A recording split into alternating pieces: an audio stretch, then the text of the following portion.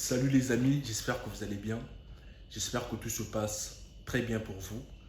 Je suis très content de vous retrouver aujourd'hui pour cette nouvelle vidéo parce que ça fait quand même un mois que j'ai pas posté de vidéo et je suis vraiment très content. J'espère que vous aussi. Voilà, on se retrouve aujourd'hui pour une vidéo. On va parler du visa pour la France. On va essayer d'expliquer pourquoi il y a autant de refus de visa à la première demande. Pourquoi les gens manquent leur première demande. Dans cette vidéo, je vais aussi vous expliquer les documents à fournir pour obtenir d'un coup son visa étudiant pour étudier en France.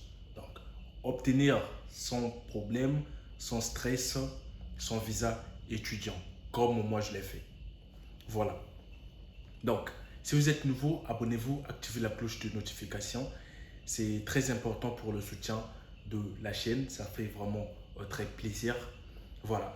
Donc, vous allez sentir que je ne suis pas assez motivé aujourd'hui parce que je suis malade. Donc, je ne peux pas parler très fort ni fournir beaucoup d'efforts. Mais je pense qu'on va finir en beauté notre vidéo. Vous êtes bachelier, étudiant ou travailleur, vous voulez poursuivre vos études à l'étranger dans les pays comme le Canada, la France, l'Allemagne et bien d'autres.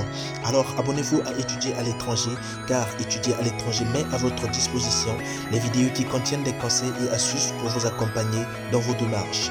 Il vous aide également à vous inscrire dans les universités publiques ou privées à l'étranger. Et surtout, soyez les bienvenus sur étudier à l'étranger. Voilà. Il y a plusieurs jours, j'ai reçu des questions où je reçois des commentaires encore aussi pour des gens qui veulent déjà savoir si il est temps pour demander le visa, comment constituer les dossiers de visa. Donc restez jusqu'à la fin de cette vidéo, ça serait très important pour vous. Si vous êtes nouveau, abonnez-vous, activez la cloche de notification, laissez vos difficultés en commentaire. Je me ferai un grand plaisir de vous aider ou de vous répondre en commentaire. Donc si c'est fait, c'est parti après le générique. Voilà, comme je vous ai dit dans cette vidéo, on va parler du visa. Il est temps, les gens ils ont fait tout ce qu'ils pouvaient pour avoir des acceptations. D'autres ont obtenu des acceptations dans les écoles privées, d'autres dans les écoles publiques, partout en France, dans le territoire français. Maintenant, il est temps de demander le visa. Parce que c'est l'étape clé de la procédure Campus France, la demande de visa. Voilà. Et dans cette étape, vous avez besoin de plusieurs conseils nécessaires pour réussir votre demande. Le premier conseil que je vais vous donner dans cette vidéo, c'est la patience. Je le dis souvent dans la plupart de mes vidéos, vous le savez aussi, si vous me suivez depuis toujours. La première des choses, il faut être patient. La première des choses qui fait que des gens manquent leur demande de visa à la première demande, c'est qu'ils sont pressés. Ils se disent, ouais, bon, j'ai pas eu tout ce qu'il faut, mais je vais quand même tenter ma chance. Soyez patient et trouvez les documents nécessaires qu'il vous faut avant de vous engager. Peu importe le temps que ça va vous prendre, prenez le temps de tout faire, de tout voir avant de vous engager. C'est-à-dire, si vous avez une acceptation et que pour l'instant, vous avez déjà un garant, mais pas encore un logement, tout ce que vous avez à faire, c'est être patient, demander de l'aide partout, rechercher comme vous pouvez pour pouvoir obtenir un garant, c'est-à-dire une personne qui va vous fournir des papiers d'hébergement. Et rassurez-vous que ces papiers soient des papiers fiables ou votre garant soit fiable. Ne demandez pas par pression. Voilà, ça c'est le conseil et c'est indispensable si vous voulez réussir votre demande de visa. Pour les documents à fournir pour la demande de visa, il y a des documents qui sont indispensables. C'est de ça qu'on va parler dans cette vidéo. Vous ne pouvez pas demander le visa si vous n'avez pas un garant ou une situation financière stable. Vous ne pouvez pas demander le visa si vous n'avez pas un logement, un lieu de résidence, là où vous allez vivre pendant vos études. Voilà. Donc, vous ne pouvez pas demander de visa si vous n'avez pas de carte d'identité valide. Donc, ça, ce sont des choses que vous devez savoir. Après, il y a plusieurs documents à fournir. Mais là, je vais vous donner l'essentiel des documents qui sont indispensables.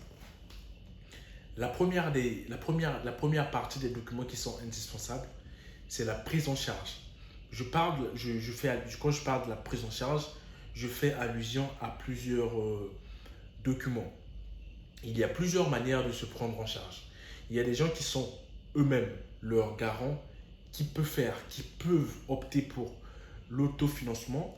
Il y a des gens qui ont les parents qui peuvent les prendre en charge.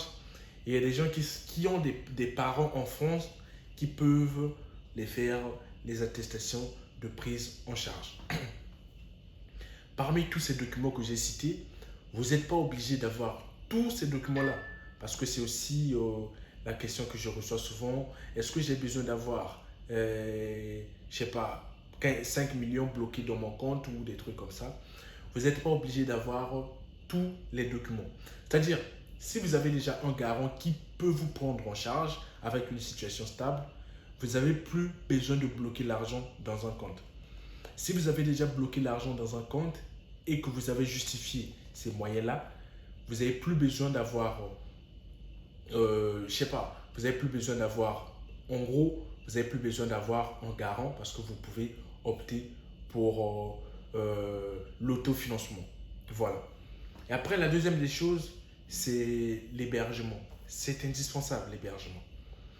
L'hébergement, il y a le contrat de bail, il y a l'attestation d'accueil, l'attestation de réservation d'hôtel, il y a l'attestation d'accueil, l'attestation d'hébergement, tout ça.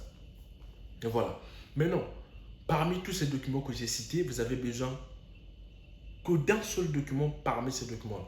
C'est-à-dire, si vous faites le contrat de bail, vous n'avez plus besoin d'une attestation d'accueil.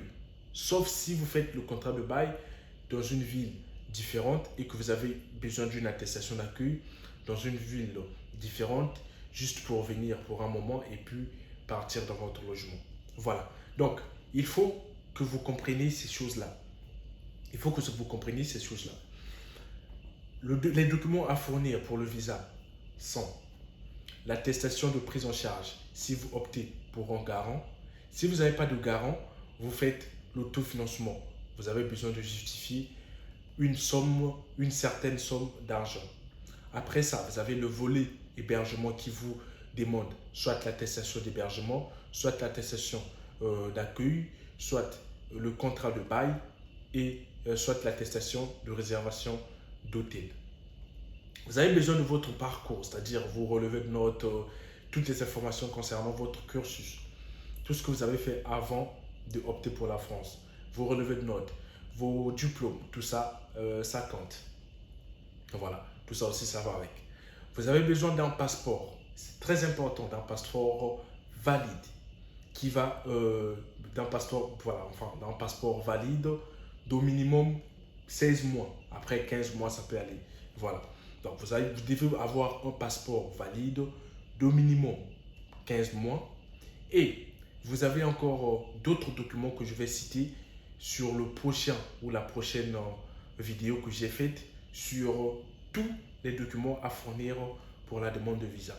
Donc, abonnez-vous, c'est très important. Partagez cette vidéo et attendez cette prochaine vidéo qui va arriver d'ici quelques jours pour vous expliquer tous les documents en détail à fournir et comment faire la demande de visa. Si la vidéo vous a plu, laissez un like. Comme je vous ai dit, je ne me sens pas trop bien. Je vais m'arrêter là et on se retrouve à la prochaine fois pour une nouvelle vidéo. Ciao.